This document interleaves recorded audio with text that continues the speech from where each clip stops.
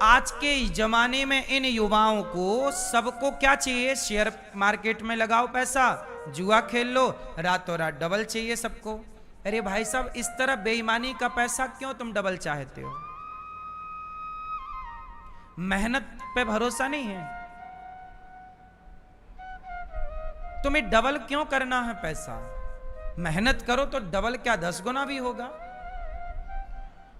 इसलिए जुआ खेलने वाले लड़के भारत में, सिवाय मेरे पास यहां एक लड़का था, यहीं मेरे पास कैमरे का काम करता था, अच्छी खासी मैं उसे तनख्वाह देता था, लगभग 40-50 हजार रुपया महीना देता था मैं उसे। क्या किया उसने? मोबाइल पे एक ऐप डाउनलोड कर लिया। नया लौंडा, नया लड़का, नया जवानी का तो अंधी जवानी होती है। जवानी कैसी होती है? अंधी। और अंधे को दिखता क्या है? धृतराष्ट्र को क्या दिखता है? 50 हजार रुपया सोचिए मैं उसे देता था, लगभग 50 हजार, 40 से 50 के बीच में। अच्छा खासा काम करता था यहां मेरे पास। क्या हुआ? मैं कथा में समझाऊं, भैया गलत ना करो से समझाया, पर कहते ना दिल लगा गधी से तो परी किस काम की। जब नास मनुज पर छाता है, पहले विवेक मर जाता है। दुर्योधन को कृष्ण समझाने गए थे तो दुर्योधन कृष्ण की नहीं सुना। बोलो, जो नहीं सुनता अपने से बड़ों की, जो नहीं सुनता कृष्ण की, नहीं सुना दुर्योधन, क्या हुआ? सर्वनाश। वो लड़का, उसने जुए की आदत पाल ली, मोबाइल पे जुआ डाउनलोड कर लिया ना उसने, ऐप वगैरह, अब खेलने लगा। एक आध बार तो जीता, और उसमें यही होता है कि जब पहली बार आप डाउनलोड करते हो वो ऐप, तो वो पहले आपको जिताता है। जिताता इसलिए है ताकि आपको आदत लग जाए। क्या गजब का माइंड सेट किया उसने। कितने बुद्धिजीवी लोग बैठे हैं वो जुआ का ऐप चलाने वाले। पहले आपको जिताते हैं, और जब आप जीतते हैं तो आप फिर अंधे हो जाते हैं। यार जीत गया, अब तो और आएगा, अब तो मुझे काम नहीं करना पड़ेगा, अब तो मुझे कैमरा चलाने नहीं पड़ेगा, मेहनत कर, मैं तो एक दिन में 50 हजार कमा सकता हूं, महीने में 50 हजार मिल रहे थे। लो भैया, ऐसा करते करते उसने 8-10 लाख रुपया का जुआ खेल लिया। और उसका बाप बिल्कुल गरीब परिवार से था, योग्यता थी, काम था तो पैसे मिलते थे। अब जुआ खेल के हो गया बर्बाद, कर्जा वर्जा ले लिया। अब जब जिससे कर्जा लिया वो मेरे पास आने लग गए, बोले महाराज जी वो आपके यहां लड़का काम करता, उसने हमारे 50 हजार रुपया लिए, दे नहीं रहा है। तब फिर मैंने उससे हाथ जोड़ा, भैया तू जा यहां से। समझाया मैंने उसे, नहीं माना। फिर मैंने हाथ जोड़ा, चला गया। क्या पाया? जो 50 हजार मिलते थे वो भी गए, कर्जा और हो गया। धोबी का कुत्ता ना घर का, एक कहावत है पुरानी, अर्थ बताइएगा आप। आधी छोड़, कहावत सुनो फिर अर्थ बताना। आधी, जोर से, ए छोरा, हो गई पंचायत। बोलो, आधी छोड़,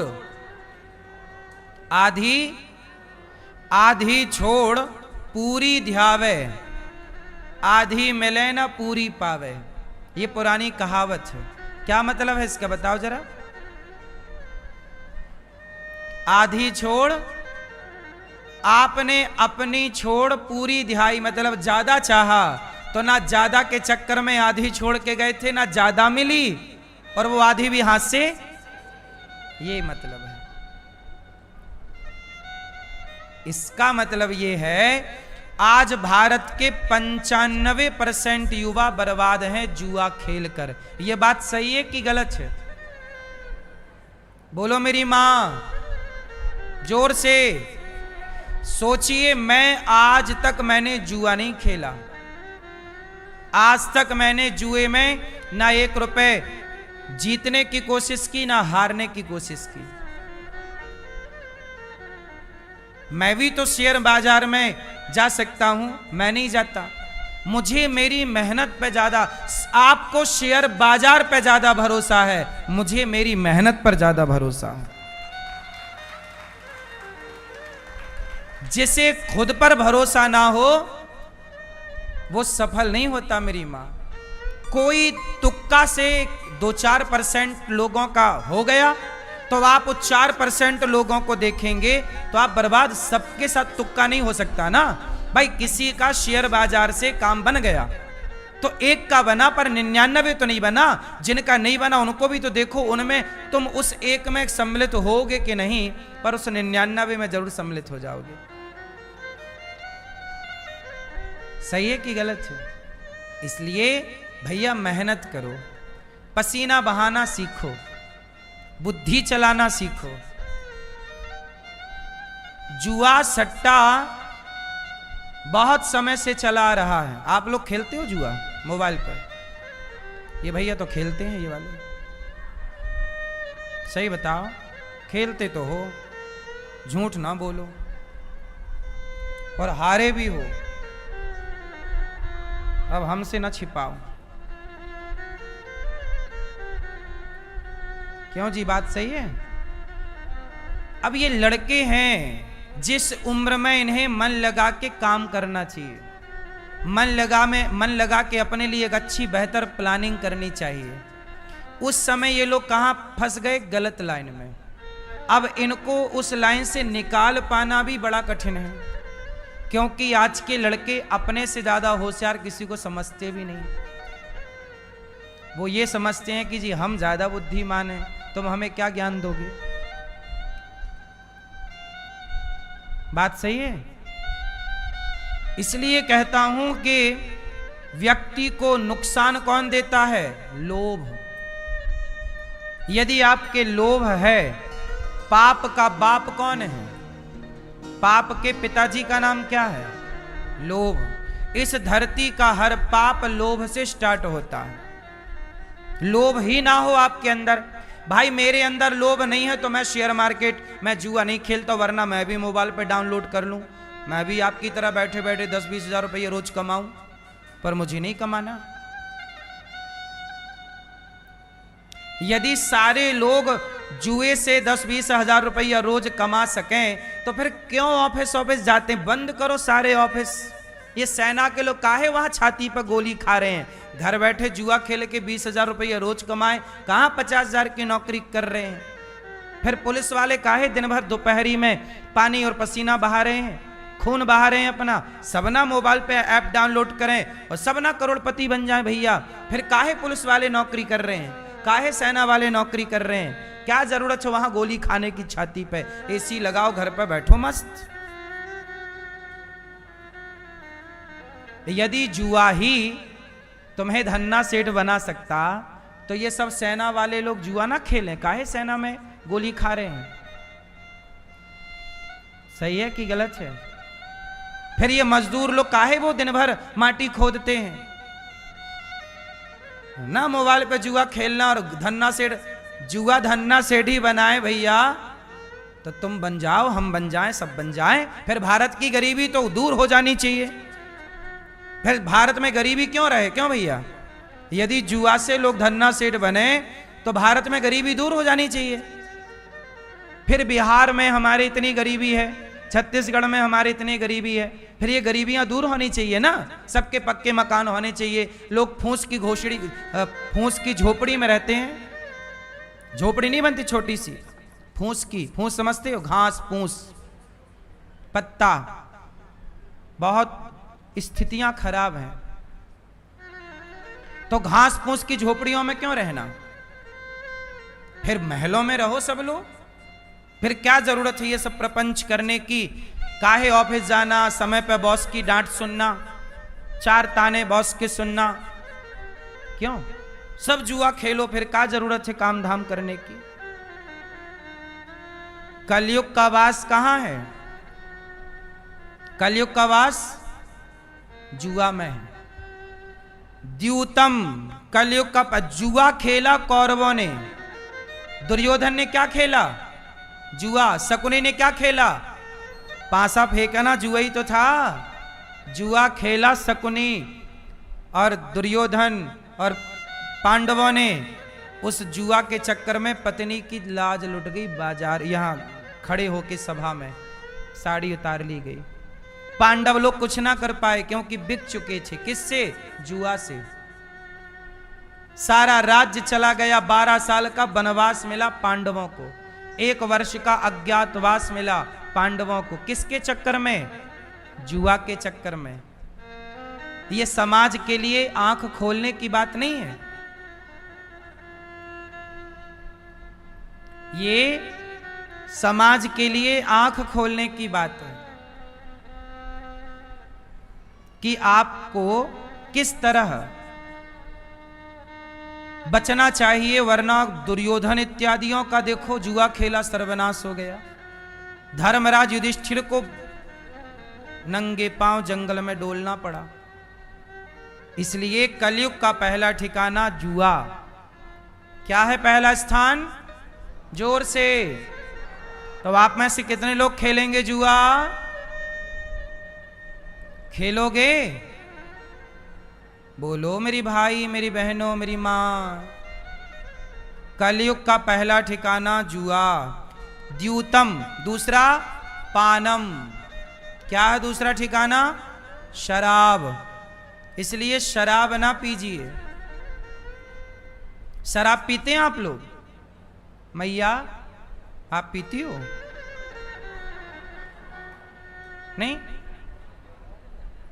आप सही शराब नहीं। मैया आप पीती हो? नहीं। मैया आप लोग सही खाओ मां कसम नहीं पीती हो। हाँ। नहीं पीती हो ना? सही नहीं पीती हो मैया शराब। हमने सुना है पार्टियां शादी ब्याह में आजकल पुरुषों से ज्यादा महिलाएं पीने लग गई हैं। महिलाओं की भी पार्टियां होती हैं, मैंने सुना है, देखा नहीं है इसलिए कह नहीं सकता कंफर्म, पर सुना है। सही सुना मैंने कि गलत सुना है? महिलाएं भी पीती हैं शराब। एक पैक और बनाओ, दे 3-4 पैक और चली फिर झूम बराबर झूम शराबी मटक के।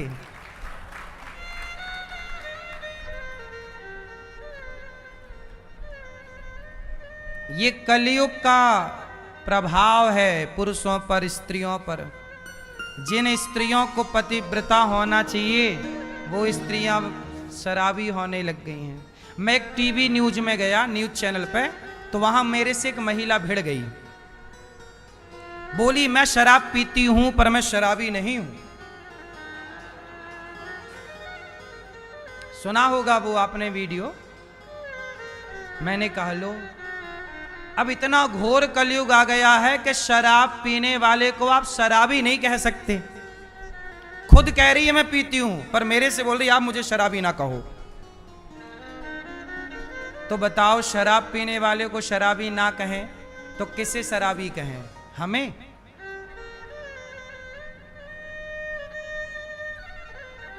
कलयुग है साहब। वो न्यूज चैनल वाले भी बताओ, हम लोग जब डिबेट पे जाते हैं तो हमारे सामने शराब पीने वाली महिलाओं को बिठाते हैं, वो पिला के बिठाते हैं कि जाओ महाराज जी से थोड़ा। अब वो क्या उनसे बातें करें? उनसे कौन सा ज्ञान दें उन्हें? बताओ।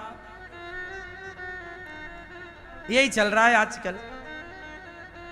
न्यूज वालों ने भी गजब कर दिया। वो ढूंढ भी लाते हैं शराब पीने वाली। अब लड़ो, अब शराब पीने वाले से लड़ो। कैसे लड़ोगे? जीत के दिखाओ। वो नशे में क्या जीतोगे?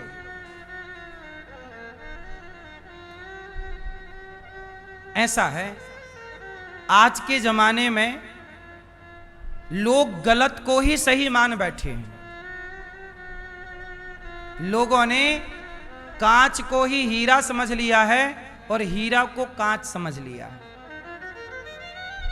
हाँ या ना? आज के जमाने में जो शराब नहीं पीते उन्हें लोग कहते हैं यार तुम्हारी कोई जिंदगी है? शराब ना पिया कोई लड़का तो शराब पीने वाले लड़के बोलेंगे यार तू क्या है, जिंदगी जी रहा है? तू शराब नहीं पीता, तू गधा है एक नंबर का। इसलिए उसको लगता है यार शराब पीने से शायद शेर बनते हो, तो पी के वो भी बनना चाहता है। हाँ या ना? कलयुग है ये, यहां कौओं का राज्य है, यहां हंस की पूंछ। एक बार क्या हुआ, एक हंस चला गया तो कौओं के झुंड में, कौओं ने झुंड में घेर लिया, हंस को घेर लिया। अब हंस से कहा, क्यों? कौओं ने कहा, कौआ लाखों और हंस एक। अब कौआ बोला कि हंस ये बताओ तुम गोरे क्यों हो? हंस बोला भैया अब जैसे भगवान ने बनाया है हम वैसे हैं। ये बताओ तुम खाते क्या हो? बोला मैं मोती चुगता हूं, मैं अच्छे जगह पर रहता हूं। हंस के साथ उसकी अर्धांगिनी भी थी, हंसनी। तो कौआ बोले कि ये हमारी पत्नी है। हंस बोला तुम्हारी कैसे हो जाएगी, ये तो हमारी है, देखो वो हमारे जैसे लग रही है। कौआ बोले नहीं, तुम्हारे जैसे लग ही नहीं रही है, वो तो हमारे जैसे कौई लग रही है, कौई है। हंस बोला नहीं नहीं ये हंस नहीं है। कौआ बोले नहीं। अब सारे कौआ कह रहे हैं कि ये हंसनी नहीं है। तो अब बताओ अकेले हंस की सुने कौन? तो उस सभा में कौन जीता और कौन हारा? कौआ जीत गए और हंस हार गया। कंस ये साबित ही नहीं कर, हंस ये साबित ही नहीं कर पाया कि ये हंसनी मेरी पत्नी है। साबित करे कैसे? साबित करे किसको जो मानने को तैयार नहीं है? तो आज ना भैया कौओं का बोलवाला है।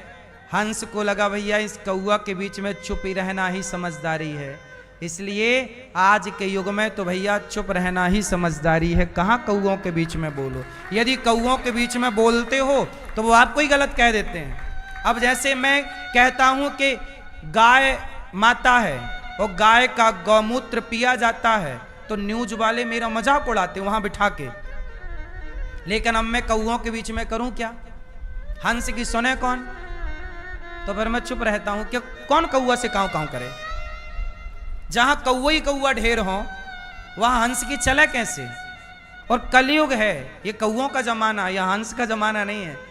इसलिए हंस तो अपना दूर दराज रहते हैं। इसलिए संत लोग ना वृंदावन में छिप, आजकल असली साधु संत सब छिप गए, अच्छे लोग भीतर हो गए, बाहर नहीं है, क्योंकि बाहर चारों तरफ कांव कांव कांव कांव है। कौओं को क्या समझाएंगे आप बताओ? अब मैं ये लड़कों को समझाऊं कि भैया जुआ ना खेलो, तो ये युवा मेरी बात सुनेंगे? बोलो, ये तो मुझे ही पागल कह देंगे, अरे बाबा तुम पागल हो, तुम तो शराब भी नहीं पीते, तुम तो क्या जानते हो जिंदगी। अब मैं कहता हूं कि लिव इन गलत है, मैं न्यूज में जाके बोला भैया लिव इन गलत है, तो वहां 4-6 ठेकेदार बैठे थे, वो बोले कैसे बोल रहे हो कि गलत है? अब बताओ, खुलेआम आप बताइए लिव इन में रहना सही है कि गलत है? गलत है। मैं बोल रहा हूं गलत है, पर वो बोल रहे हैं कि नहीं सही है। अब बताओ कौओं के बीच में क्या करूं मैं? कैसे साबित करूं कि जो मैं बोल रहा हूं वो सही हो, जो तुम बोल रहे हो गलत? कलयुग है साहब, यहां आप सत्य को साबित भी नहीं कर सकते। इसलिए समझदारी है, चुप रहो, ज्यादा ज्ञान ना दो। दुर्योधन को ज्ञान देने गए थे श्री कृष्ण। दुर्योधन ने सेना को आदेश दिया बंधवा दो इसको, कृष्ण को कारागार में डाल दो।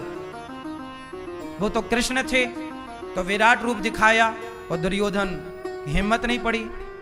आज के जमाने में तो आप ज्यादा बोल दो तो लो, हाँ या ना? कलयुग है ये, कौओं का जमाना है। यहां हंस की सुनवाई। अब सोचिए इस देश में हमारी कानून व्यवस्था कौन सा प्रस्ताव पारित कर रही है? समलैंगिकता। अब हमारे देश में लिव इन रिलेशनशिप के कानून बन गए, समलैंगिकता का भी कानून बन गया।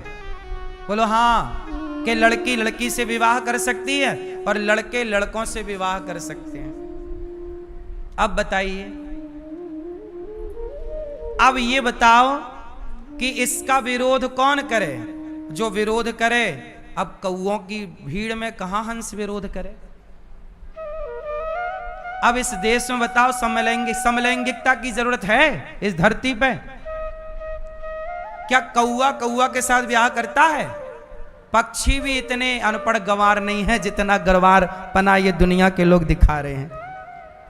पक्षी भी ये गंवार पना नहीं दिखा रहे हैं। बोलो हाँ, दिखा रहे हैं। किसी भी पक्षी में, पशु में समलैंगिकता हो तो बताओ,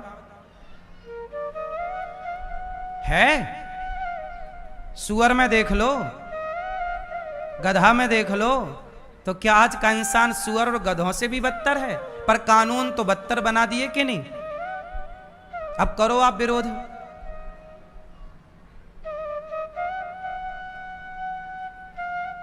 करो विरोध। कहां तुम कौओं के साथ जाके कांव कांव करोगे?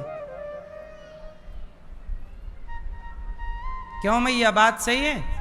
बताइए, समलैंगिकता की जरूरत थी, कानून बनाने की जरूरत थी? उत्तर दो जोर से। अब कानून के पास में, अब हमारे देश में बाढ़ आ रही है। क्या आ रही है? जरा सा पानी गिरा, आधा बिहार डूब जाता है। अरे नदियों को नदियों से जोड़ दिया जाए तो बाढ़ खत्म हो जाएगी। बड़ी नदी को छोटी से, छोटी को और छोटी से जोड़ दिया जाए तो पानी डिवाइड हो जाएगा और बाढ़ की समस्या खत्म हो जाएगी। जिस पर काम करना चाहिए न्यायपालिका को, नदियों को नदियों से जोड़ने का कानून बनाना चाहिए, वो बनाया नहीं, समलैंगिकता का कानून बना के बैठ गए। जो जरूरत है वो नहीं हो रहा इस देश में, बस समलैंगिकता चल रही है। समझ में आ रही है कुछ कि नहीं? कि नहीं आ रही है? क्या इस देश की बाढ़, क्या इस देश की समस्या नहीं है? बोलो। बिहार जाओ, बिहार की तरक्की लोग बताते हैं इसलिए नहीं हुई क्योंकि हर साल बाढ़ आती है। हम कहते हैं 50 साल से बाढ़ आ रही है, भाई आज तक काम नहीं हुआ। क्यों नहीं हुआ? क्या कर रही थी ये सरकारें आजादी के बाद से? आज तक तो 2 साल का खेल है साहब। मुझे आप आज्ञा दे दो, सरकार मुझे ये अथॉरिटी दे दे कि अनिरुद्धाचार्य आप रोक के बताइए बाढ़, मैं 2 साल के अंदर बाढ़ खत्म कर सकता हूं किसी भी देश की, 2 साल के अंदर। और सीधा साधा काम है। अभी देखो हमारे देश में एक प्रोजेक्ट बना, नर्मदा नदी है, नर्मदा को क्षिप्रा से जोड़ दिया गया। जब बाढ़ आती है तो बाढ़ के बाद ना 1-2 हजार करोड़ रुपया निकलता है बांटने के लिए, हर साल निकलता है, फिक्स है। कितने रुपया निकलता है? जोर से 2000 करोड़ लगभग। कितना करोड़? अब 2000 करोड़ हर साल आता है बाढ़ पीड़ितों के लिए, हाँ या ना? वो 2000 करोड़ में क्या नदियों को नदियों से नहीं जोड़ा जा सकता? 4000 करोड़ लगे तो लगाओ, क्योंकि 5 साल का निकाल लो, 5 साल बाढ़ आएगी तो 10,000 करोड़ हो गया कि नहीं? 2000 के हिसाब से पिछले साल कितना हजार करोड़ निकला आप निकाल लो आंकड़ा। उसके पहले साल बिहार में कितना आंकड़ा आया, सब कुछ रिकॉर्ड है, ऑन रिकॉर्ड है ना चीजें। तो भैया एक बार रो लो ना बढ़िया से, 2-5 हजार करोड़ खर्च कर लो और नदियों को नदियों से जोड़ दो। नर्मदा जी को क्षिप्रा से जोड़ा गया तो क्षिप्रा गर्मियों में सूखी रहती थी, उसमें पानी डाला गया तो क्या हुआ? लाखों क्षिप्रा के किसानों को पानी मिल गया, फसल होने लग गई और नदी भी हरी भरी हो गई। और नदी जो नर्मदा का पानी बहे जा रहा उसका उपयोग हो गया। समझदारी नहीं है कि अब इन विषयों पे दिमाग लगाया जाए, नहीं, लिव इन में और समलैंगिकता पे दिमाग लगा रही है कार्य प्रणाली हमारी। जे ऐसा लगता है कि इस देश में अब कोई काम ही नहीं बचा, तो चलो भैया अब समलैंगिकता को कानून पास कर दो, अब कोई काम है ही नहीं, यही बचा था बस। क्यों? हमारे बंगाल में एक लड़की के साथ बलात्कार हुआ था। वो डॉक्टर लड़की थी जिसके चश्मा पहनी थी तो आंखों में आंखें फोड़ दी उसने, आंखें भी फोड़ दी और उसकी आंखें फूटने के बाद उसके साथ बलात्कार किया उस बलात्कारी ने। आज तक उसको फांसी नहीं हुई। बलात्कारियों के लिए फांसी के कानून नहीं बन रहे हैं इस देश में, पर समलैंगिकता के कानून बन रहे हैं। बोलो हां कि ना? पर ये बोले कौन? समझाए किसे? कौआ को क्या समझाओगे? समझाओ फिर। फौज किसकी है? हंसों की भीड़ नहीं है अब भीड़ किसकी है? कौओं की। अब कौआ को समझाओ। इसलिए साहब कलयुग में हंस लोग, अच्छे लोग, भले लोग चुप बैठे हैं। क्या करें? सुनाएं किसे? समझाएं किसे? सुने कौन? कह रहे हैं गौ हत्या बंद करो, चिल्लार साधु लोग मर गए चिल्ला चिल्ला के। इस देश में गौ हत्या बंद नहीं हुई। जिस देश में गैया के लिए भगवान अवतार लेकर आए, उस देश में गैया कट रही है। गौ हत्या बंद नहीं हुई, पर समलैंगिकता कानून बन जाएगा, पर गौ हत्या बंद नहीं होगी। बोलो हां कि ना?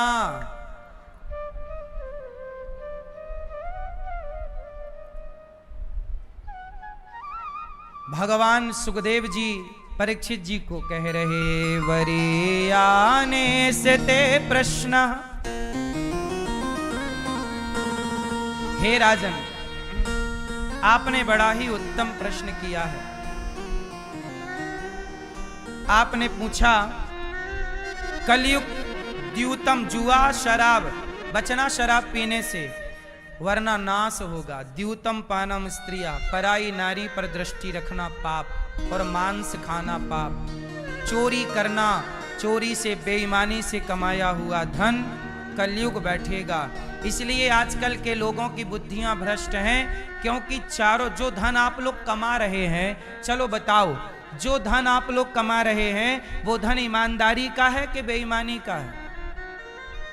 आप लोग सच बताना, जो आप लोग पैसा कमाते हो वो आप लोग ईमानदारी का कमाते हो कि बेईमानी का?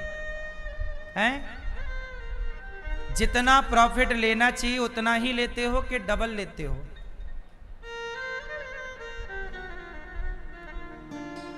हमारे देश में आज किसकी भीड़ है? ईमानदारों की। कि आज बताओ, इस धरती पे ईमानदार लोग ज्यादा हैं कि बेईमान लोग ज्यादा हैं?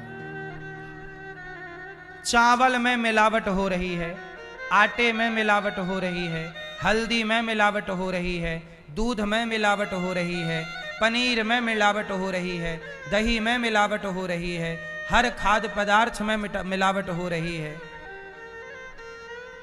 क्या ये धर्म है? बोलो मेरी मां, ये इंसान ईमानदार है या बेईमान है? क्यों मिलावट? लौकी में इंजेक्शन ठूंस दिया, इतनी बड़ी लौकी हो गई, ये ईमानदारी है? अब वो लौकी जो खाएगा, धोखे से कोई बच्चा खाए तो वो तो बेचारा हॉस्पिटल पहुंच जाएगा, बचेगा नहीं बचेगा वो बाद का विषय है। अब ये बताओ कि जो लौकी में लगाने वाला इंजेक्शन आता है, रातों रात लौकी को बड़ा कर देता है, ये बात सही है गलत है? अब बताओ, वो इंजेक्शन, क्या उस इंजेक्शन को इस बाजार में बिकना चाहिए? भारत की बाजारों में क्या कानून रोक नहीं सकता? सरकारें क्यों अथॉरिटी दे रही है कि तुम बेचो? जब बेचेगा तो किसान लगाएगा, और वो सब्जी तुम खाओगे, हम खाएंगे, बच्चे खाएंगे, मरेंगे। अरे मारना ही है तो सबको एक तरफ खड़ा करो, गोली चला दो, एक बार में मर जाएगा। जहरीली लौकी खवा के क्यों मारना?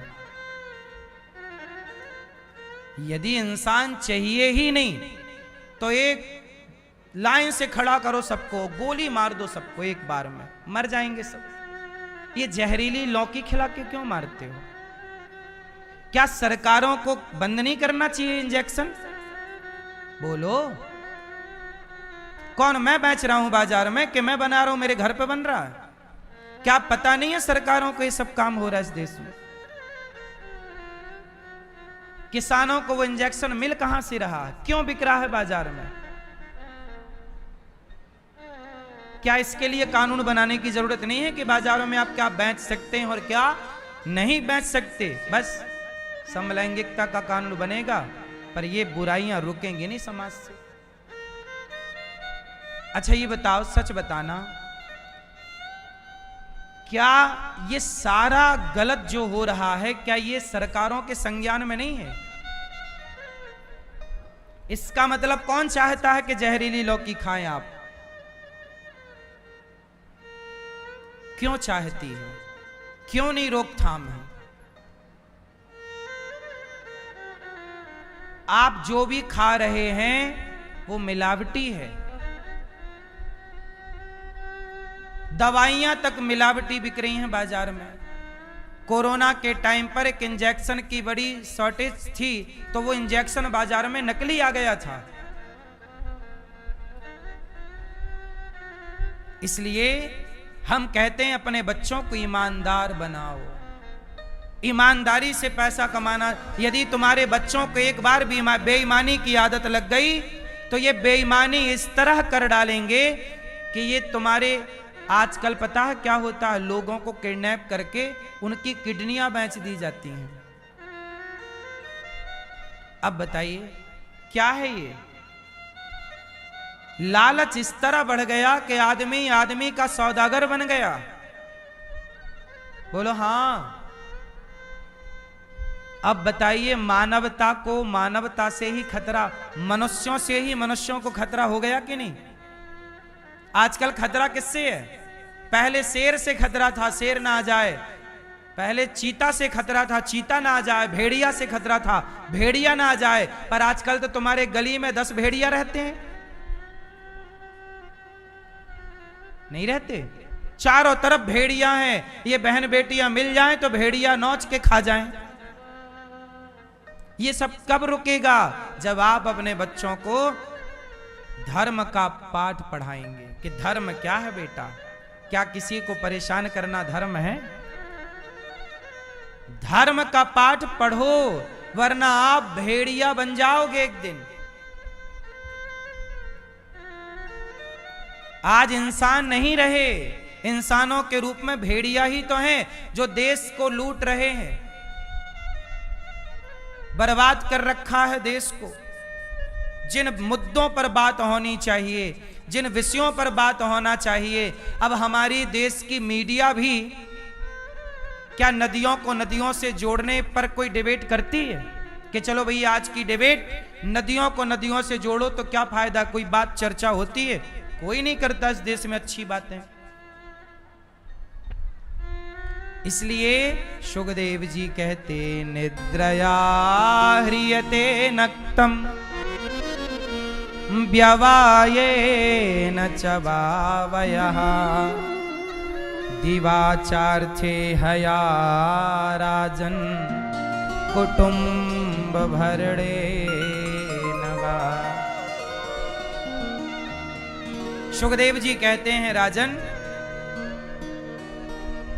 तुम्हें 7 दिन में मरना है तो क्या करो? बोले भगवान का चिंतन करो। खटवांग नाम के राजा को, खटवांगो नाम राजर्षिर, खटवांग नाम के राजा थे, उनको जरा सी देर का टाइम था। आपके पास 7 दिन हैं, भागवत सुन के आप अपना कल्याण कर सकते हैं। क्या करें? जितासनो जितश्वासो जित संगो जितेंद्रिय। आसन जीतो, प्राणायाम जीतो, योग किया करो। भगवान का विराट रूप का दर्शन करो। भगवान कहाँ है? भगवान व्यापक रूप से सर्वत्र हैं। पाताल पाताल में तस्य ही पाद मूलम। शुकदेव भगवान कहते हैं कि पाताल विराट, भगवान का एक रूप है विराट। भगवान का एक रूप कौन सा है? कौन सा मेरी मां? विराट। विराट पुरुष के पाताल ना, विराट पुरुष के तलवे हैं। भगवान ने अर्जुन को महागीता में कौन सा रूप दिखाया था? विराट रूप दिखाया। कौन सा रूप दिखाया? विराट। उस विराट रूप में क्या था? ये संपूर्ण पृथ्वी ही परमात्मा के भीतर समाई है। किस तरह? तो सुनो, भगवान की जो एड़ी है, पांव की पंजे हैं, वो रसातल हैं। एड़ी के ऊपर जो गांठें हैं वो महातल है। अतल, वितल, सुतल, तलातल, रसातल, महातल, पाताल, ये 7 लोक नीचे। ये जो पेड़ पौधे हैं ये भगवान के शरीर के रोमे हैं। जैसे आपके रोमे होते हैं ना, ऐसे ये पेड़ पौधे भगवान के शरीर के क्या हैं? रोमे हैं। रोम छिद्र आपके रोमे होते हैं, ऐसे भगवान के रोमे क्या हैं? क्या है? पेड़ पौधे, ये रोमे हैं। ये पर्वत पहाड़, जो जब भी पहाड़ देखा करो तो ये भाव रखा करो कि ये भगवान के शरीर की हड्डियां हैं। ये नदियां भगवान के शरीर की नसें हैं। जैसे हमारी नसों में खून दौड़ता है, ऐसे भगवान का विराट रूप में नदियां भगवान के शरीर की नसें हैं। और ये जो समुद्र है ये भगवान का उदर है, पेट। भगवान का पेट क्या है? समुद्र। इसलिए हमारे यहाँ समुद्र को देवता कहते हैं। हम लोग समुद्र की पूजा करते क्योंकि ये भगवान का पेट है। हम लोग कण कण में ईश्वर को देखते हैं क्योंकि विराट है ना हमारा परमात्मा। तो इसलिए ये जो इंद्र आदि देवता, अच्छा भगवान के जो हाथ है ना, भगवान, ये देवता कौन है? ये देवता कोई भगवान से अलग नहीं है। देवता भगवान के शरीर का एक अंग है। जैसे भगवान के हाथ देवराज इंद्र है। लोग नहीं कहते ये तो मेरा दायां हाथ है, ये तो मेरा बायां हाथ है। मतलब कोई विशेष हो तो आप उसे क्या बोल दें? मेरा ही एक हाथ है। तो भगवान का एक हाथ इंद्र है, देवताओं के राजा, जहां से सब कार्य चलता है। अश्विनी कुमार भगवान की नासिका छिद्र है। ये धधकती हुई आग, आग कौन है? भगवान का मुख। अग्नि कौन है? भगवान का। जोर से मैया हवन करते हो ना, स्वाहा स्वाहा स्वाहा स्वाहा। तो हवन किसमें करते हैं? अग्नि में। अग्नि में ही क्यों करते? क्योंकि अग्नि भगवान का मुख है। आप जब हवन का आहुति डालते हो तो वो भगवान के मुख में डालते हो। अग्नि भगवान का विराट रूप का क्या है? मुख। इसलिए अग्नि, इसलिए राख में आहुति नहीं की जाती। अग्नि बुझी हो तो आहुतियां नहीं डाली जाती, अग्नि प्रज्वलित हो तो आहुतियां डाली जाती। तो इस तरह भगवान के शरीर से ये सारा संसार बना। भगवान के मुख से ब्राह्मण प्रकट हुआ,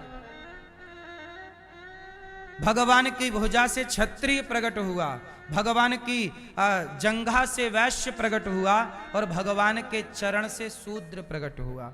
एक ही परमात्मा के शरीर से ये सब कुछ प्रकट हुआ। ये आप जो भी देख रहे हैं सब कुछ भगवान का ही रूप देख रहे हैं। ब्राह्मण भी ईश्वर का रूप है, क्षत्रिय भी ईश्वर का रूप है, वैश्य भी ईश्वर का रूप है और शूद्र भी ईश्वर का रूप है। इसलिए हम एक पिता की संतान हैं। आज हमारे देश में क्या चल रहा है? जातियों का विभाजन चल रहा है। आजकल हमारे देश में लोग जातियों के नाम पर लड़ रहे हैं। यही किया था अंग्रेजों ने। हमारे देश में एक नारा दिया, फूट डालो शासन करो। जातियों को जातियों से लड़ाया, इस जाति को उस जाति से लड़ाया, हम लड़ते रहे, अंग्रेज हम पर शासन करते रहे। आज भी हमारे देश में क्या चल रहा है? आज भी हमारे देश में जातियों के नाम पर लड़ाइयां चल रही हैं। ये इस जाति का, वो उस जाति का, जाति जाति जाति जाति। एक बात बताओ, हम लोगों को जातियों के नाम पर भटके रहना चाहिए या सनातनियों को संगठित रहना चाहिए? किसमें भला है सनातनियों का? बोलो किसमें भला है? अभी बांग्लादेश में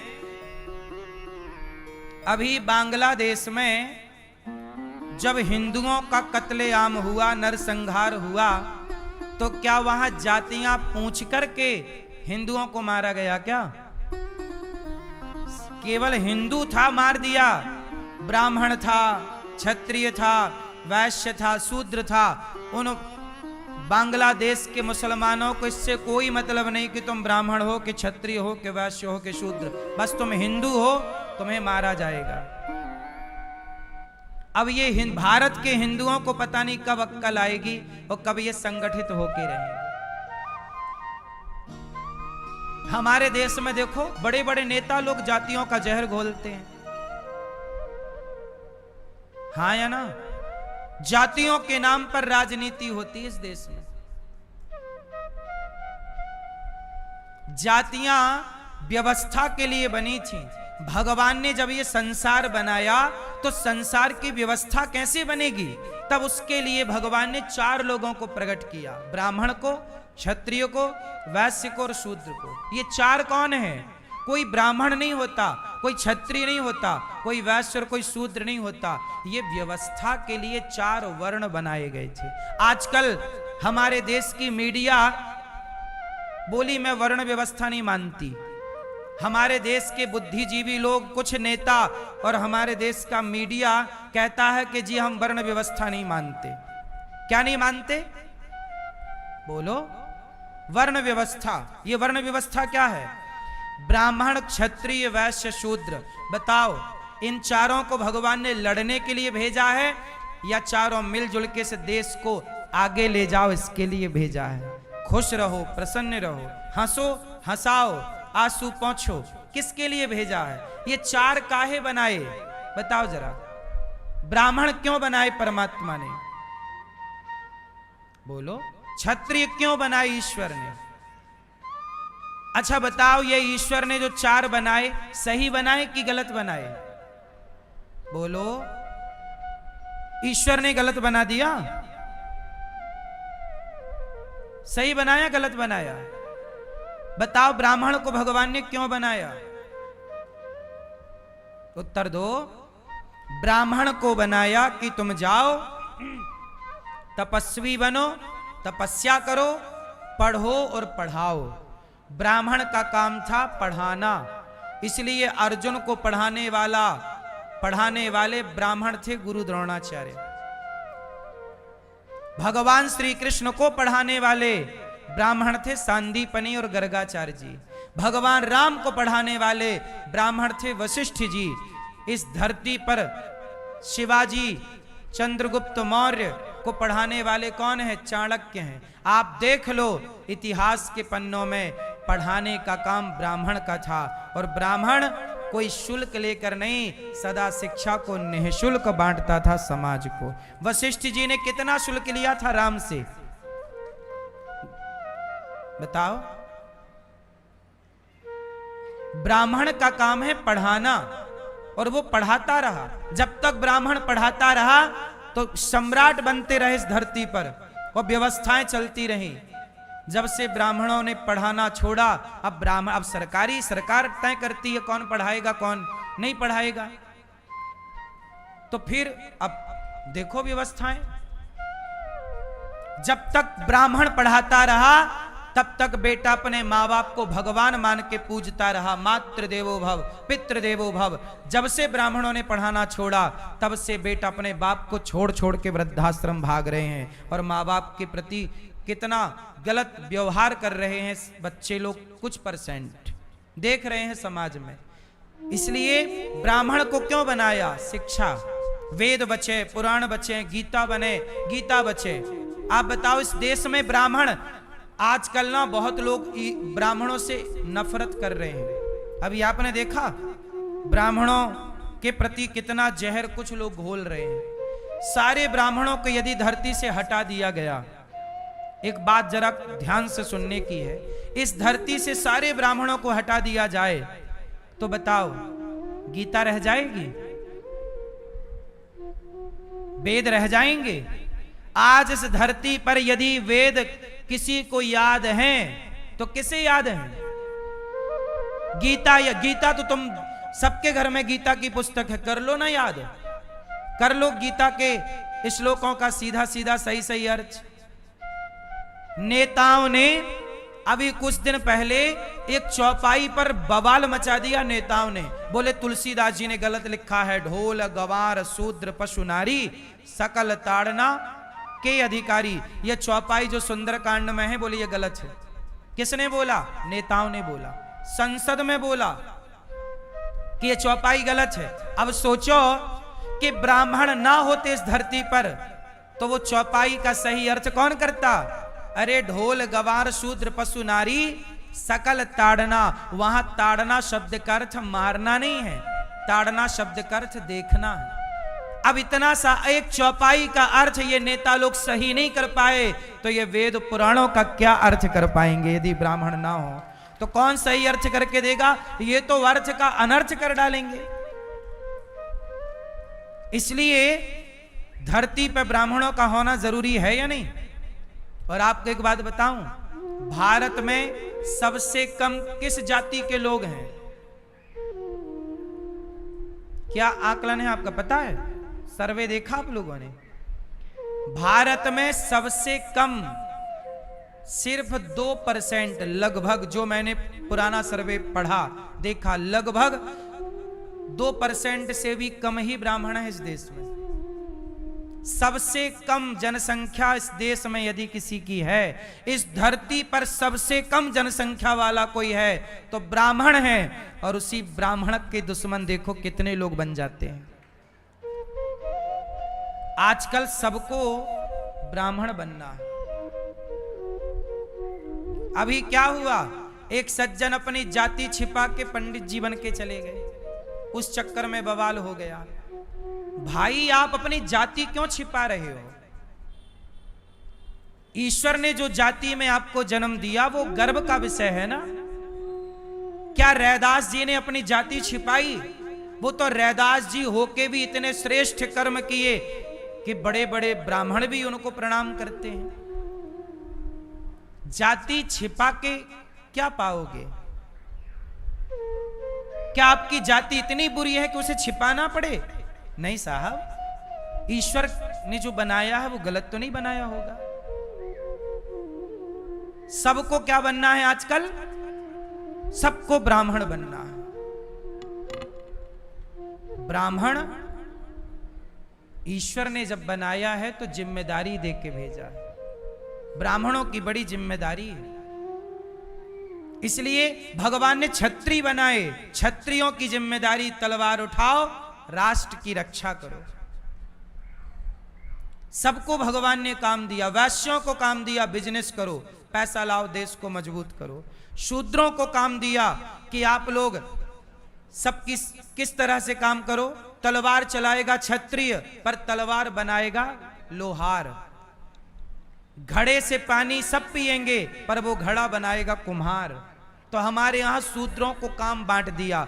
बढ़ई को काम लकड़ी का दे दिया, मिट्टी का काम कुम्हार को दे दिया, लोहे का काम लोहार को दे दिया, चमड़े का काम, जूता का काम मोची को दे दिया। अब ये व्यवस्थाएं नहीं तो क्या है?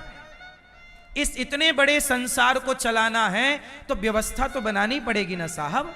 क्या बिना व्यवस्था बनाए चल जाएगा? कोई भी जूता चले, कोई भी घड़ा बन, नहीं, काम सौंपा, तुम ही काम करोगे। ये व्यवस्थाएं हैं।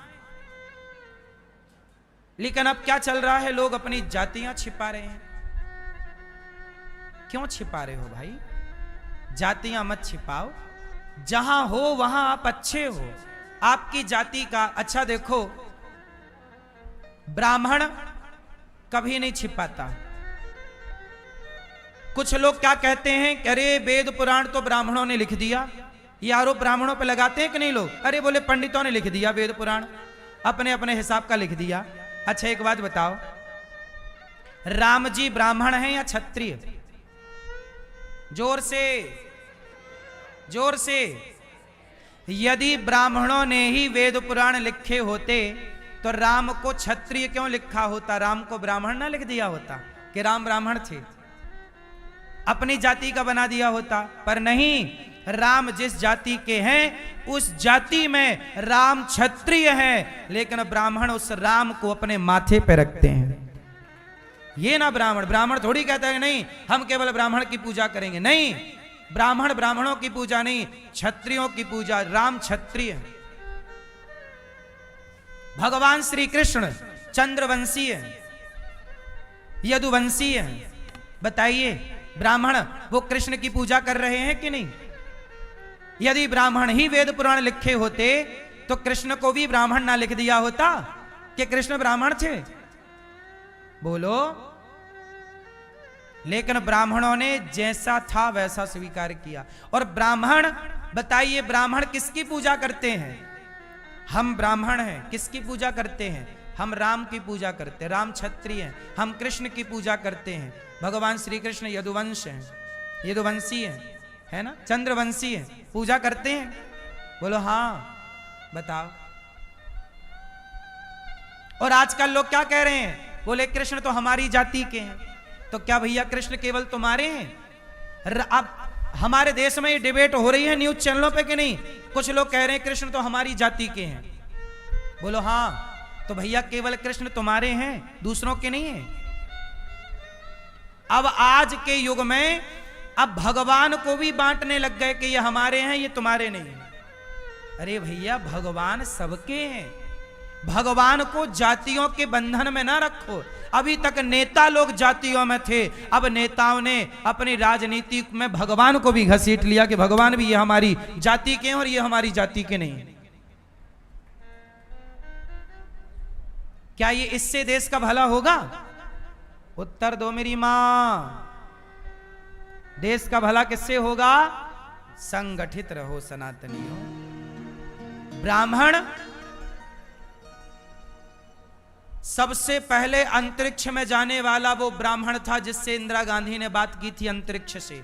और अभी वर्तमान में जो लड़का गया है वो भी एक ब्राह्मण है जिससे मोदी जी ने बात की अंतरिक्ष में कैसा फील हो रहा। उसने माइक छोड़ के दिखाया कि हाँ भैया सब गुरुत्वाकर्षण नहीं है ना, गिरता नहीं, ऊपर ही रहता। देखा ना आप लोगों ने? अभी जो अंतरिक्ष में लड़का गया, वैज्ञानिक गया, वो कौन था? बोलो। वो एक ब्राह्मण है। क्यों भाई? ब्राह्मणों के पास देखो, ब्राह्मणों के पास आरक्षण तो है नहीं, ब्राह्मण के पास आरक्षण तो है नहीं। ब्राह्मणों को लोग गालियां और देते हैं कि पंडितों ने ये सब किया। हर कुछ भी गलत हो, सारा दोष किस पे दिया जाता है? कि पंडितों ने बना दिया। जबकि पंडितों की हालत कैसी थी? भगवान कृष्ण के जमाने में ब्राह्मणों की हालत ऐसी थी कि सुदामा फटी धोती पहन के द्वारिका आए थे। ये ब्राह्मणों की दशा थी उस टाइम पर।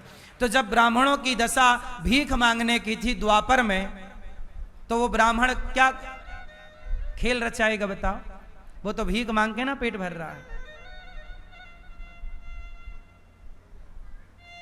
कृष्ण के जमाने में ब्राह्मणों की हालत ये थी, फटी धोती पहन के गए थे सुदामा द्वारिका।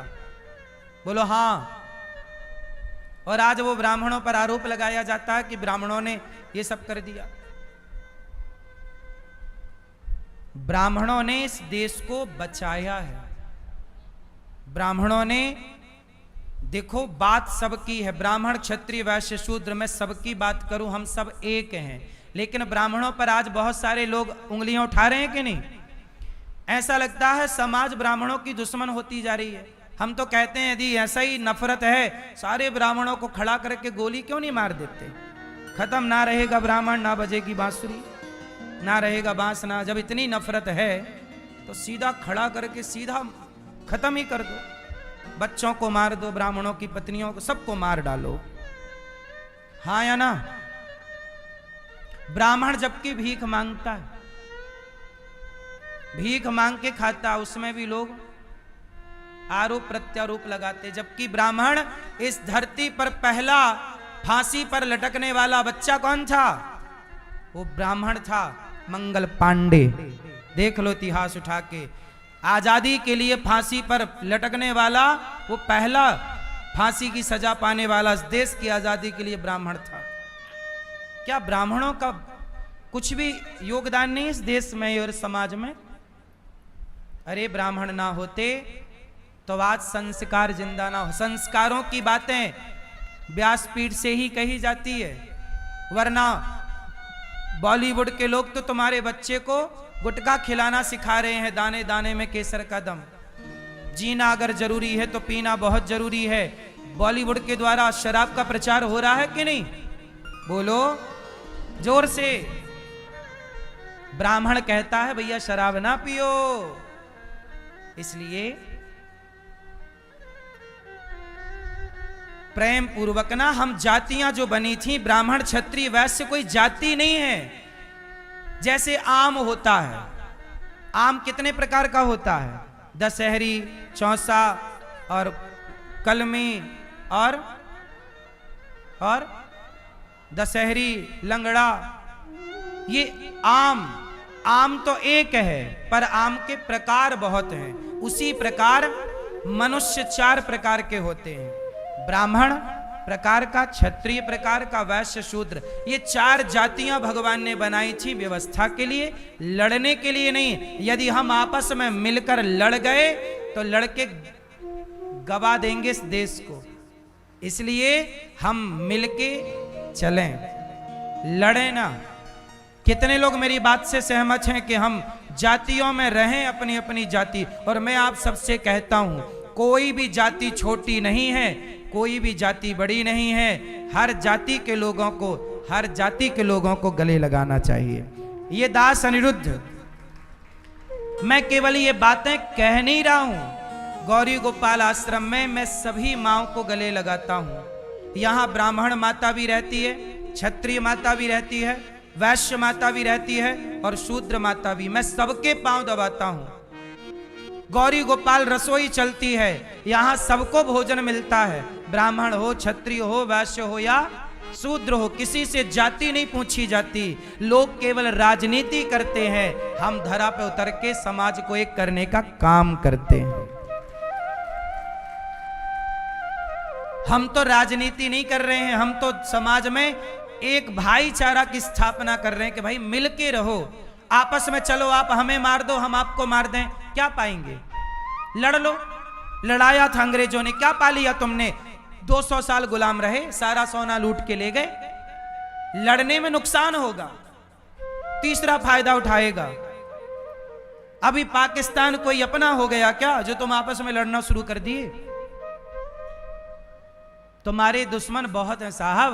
अभी पाकिस्तान से लड़ाई हुई तो पाकिस्तान नहीं लड़ रहा। कल ही हमारे एक सेनापति ने बोला, सेना के बड़े अध्यक्ष ने बोला कि चाइना लड़ रहा था हमसे। जो सिंदूर, ऑपरेशन सिंदूर हुआ, बोले पाकिस्तान लड़ ही नहीं रहा था। पाकिस्तान की आड़ में कौन लड़ रहा था? चाइना। वो अपने सारे हथियार आजमा रहा था कि पास है कि फेल है। फिर हमारा देश तो, हमारा दुश्मन पाकिस्तान नहीं है, पाकिस्तान तो मोहरा है। बोलो हाँ। हमारे देश ने सिंदूर, ऑपरेशन सिंदूर में पाकिस्तान से लड़ाई नहीं लड़ी, चाइना से लड़ाई लड़ी है। ये बात सही है, ये मैं नहीं बोल रहा हूं। अभी कल परसों में एक हमारे सेना के मुखिया ने बयान दिया, कल या परसों। आपको क्या लगता है, क्या तुम्हारे दुश्मन कम हैं जो तुम आपस में लड़के एक दूसरे के दुश्मन बन रहे हो? संगठित रहोगे, देश में खुशहाली होगी। आपस में लड़ोगे, कुछ ना होगा। मरने मारने से काम नहीं बनता, ठीक है? प्यार मोहब्बत से रहो, सबको गले लगाओ। ब्राह्मणों को भी गले लगाओ और शूद्रों को भी गले लगाओ। हमारे यहां एक दूसरे मिलजुल के रहो। 4 भाई हैं। आप कितने भाई हो भैया? 2 भाई। आप कितने भाई हो? 2 भाई। आप कितने भाई हो? 2। आप कितने भाई? हम 2 भाई नहीं हैं। हम सब कितने भाई हैं? 4। हम 2 भाई। आज से कभी मत कहना कि हम 2 भाई हैं, सदा कहना हम 4 भाई हैं। कौन कौन भाई? भगवान के 4 बेटे हैं। भगवान के मुख से एक बेटा हुआ ब्राह्मण, भुजा से बेटा हुआ क्षत्रिय, जंघा से बेटा हुआ वैश्य, चरण से बेटा हुआ शूद्र। हम चारों का बाप तो एक ही है। जब चारों का बाप एक है तो हम चारों भाई हो गए, इसलिए चारों को मिलके रहना। और हम 4 भाई हैं, ना कि कोई 2 भाई, ना कि कोई 1, ना कि कोई 3। कितने भाई? हम 4 भाई मिलजुल के। और सुनो, 4 भाई हम कौन कौन हैं? और सुनो, हमारा एक भाई है जैन। जैन कौन है? जैन हमारे भाई हैं। एक जैन मुनि की मैं बात सुन रहा था आज। उन्होंने कहा कि हम कोई हिंदू से अलग थोड़ी हैं, हम हिंदू ही तो हैं। जैन एक परंपरा है, पर जैन और हिंदू ये 2 नहीं है। कल को जैन पे कोई संकट आएगा, कल को मुसलमान आक्रमण करेंगे तो हिंदुओं को मारेंगे और जैनों को छोड़ देंगे। क्या मुसलमान ऐसा करेंगे कि जैनों को छोड़ देंगे, या जैनों को मारेंगे तो हिंदुओं को छोड़ देंगे? नहीं, हमारा एक भाई जैन है, हमारा एक भाई सिख है। सिख कौन है? बोलो, सिख कौन है? हमारे गुरु नानक देव जी, गुरु नानक देव जी ब्राह्मण शरीर से हैं। पता है आपको गुरु नानक देव जी कौन है? ब्राह्मण है। उनके ही तमाम जो शिष्य हुए वही सिख कहलाए।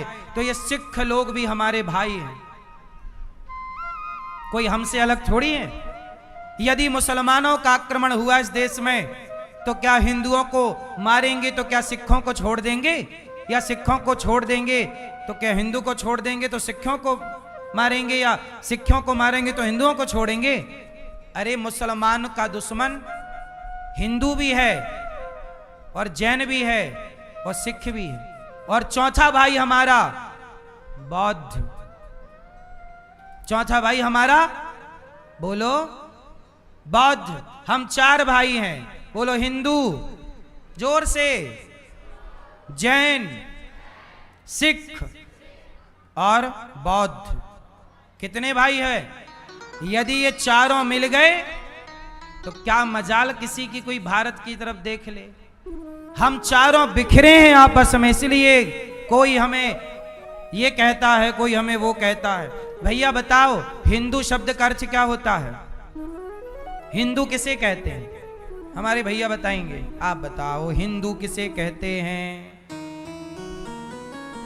हिंदू किसे कहते हैं? ए भैया आप बताओ, हम हिंदू किसे कहते हैं? जोर से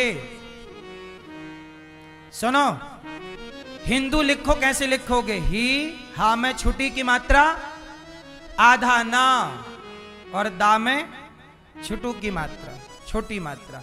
हिन, जो हिंसा से दूरी बना के रखे। दू मतलब दूरी, दू मतलब दूर रहे। जो हिंसा से दूर रहे वही हिंदू है। जो हिंसा से दूर है वो हिंदू है।